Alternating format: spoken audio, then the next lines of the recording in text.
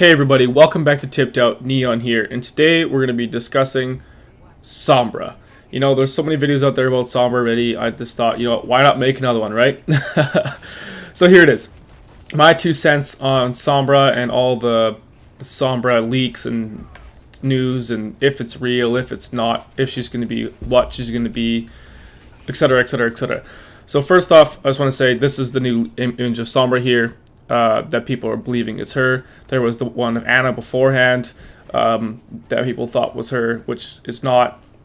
The reason Sombra is such a big deal and that people know she's coming to the game is because of all of the evidence that you see in Dorado mostly of the name Sombra, right? Reaper says her name for one, but then there's like newspapers, there's on the computer screens there's Sombra stuff. Her connection to Los Muertos, and then there's Los Muertos graffiti on the walls. Not only in Dorado, but like in Hollywood too. There's some, and there's just lots of connections of this person Sombra and who she is and what she's going to be. And for one, the leak said that she's a hacker. It says that she will be looks like this slender, probably like a support, maybe DPS style character. She's got an SMG, so it's super close range. I don't know. There's lots of stuff about her.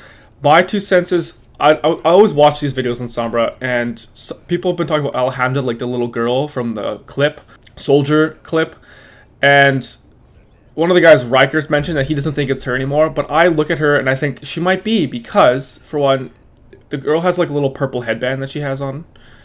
So she has a little purple headband, so I'm thinking maybe that's similar to why she has the purple cybernetic things, or whatever they are, on the side of her head. Could be.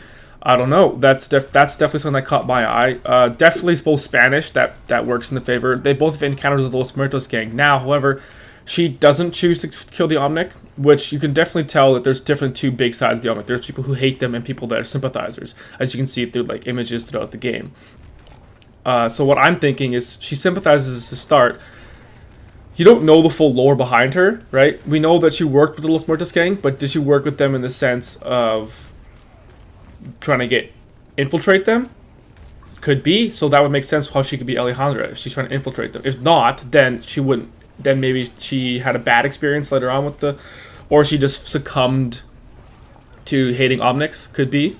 That could be a thing. There's definitely tons and tons but I love thinking about all the variations, right? So everyone has their own thoughts and opinions, so definitely let me know what you guys think. But I think Alejandra is probably could be, but if Overwatch is into doing that kind of thing, if they're into doing characters that have been in the clips, if Blizzard wants to do that. I'm not sure if they do or they don't. Could be really interesting to see what happens. But I think that'd be really cool if the Alejandra girl was Sombra.